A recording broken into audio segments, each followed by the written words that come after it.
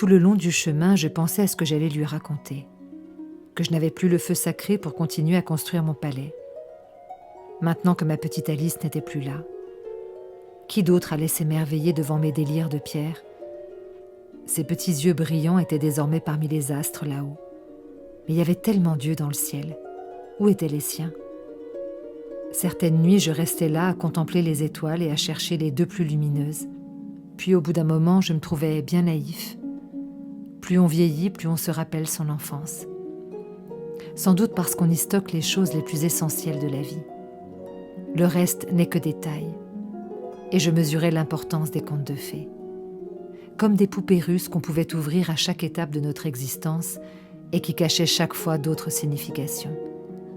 Des morceaux de miroir infinis.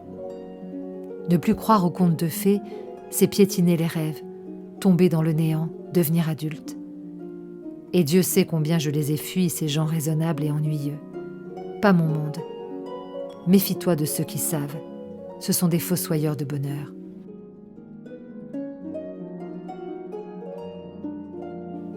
Conçu pour être admiré sur les quatre faces, mon palais allait devenir le théâtre de mes mises en scène politiques, sociales et historiques.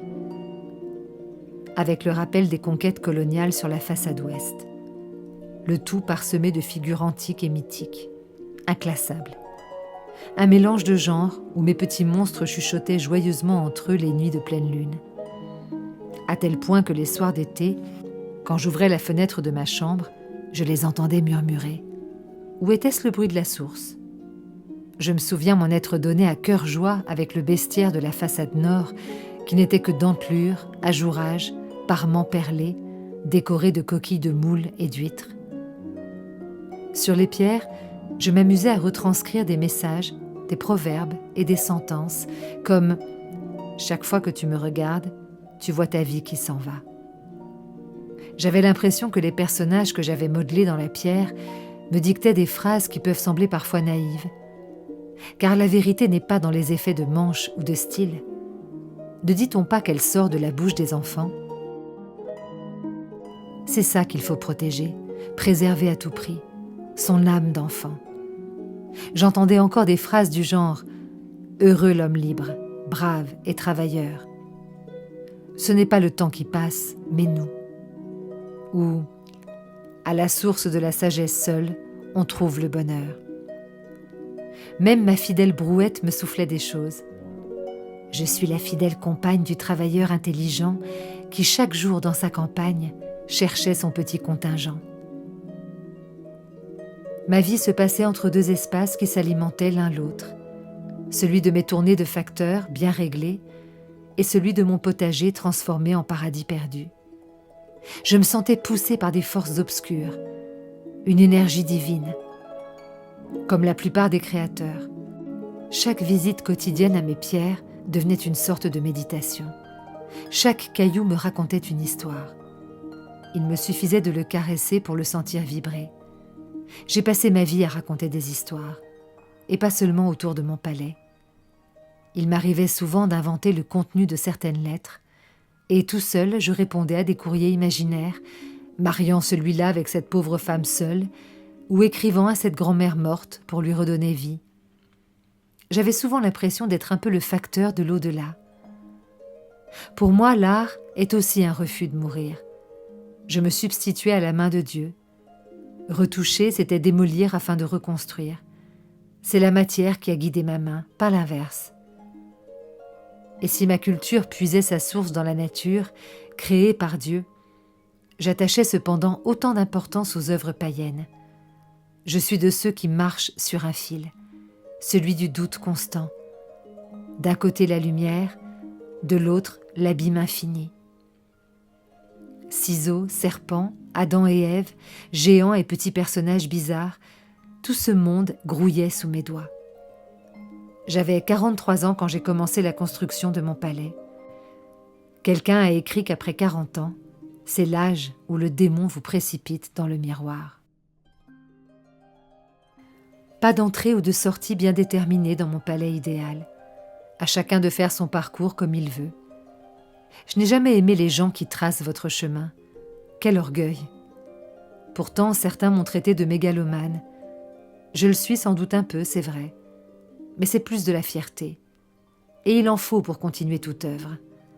Le doute est un garde-fou nécessaire, mais il ne fait pas avancer. La fierté est un moteur si elle est accompagnée du rêve. C'est lui qui doit primer en toute chose. Lui est le don de soi. Au début, quand on crée, on exorcise. Après, on passe à la générosité, et c'est là que l'art prend son envol et son vrai sens. Rien à voir avec la morale.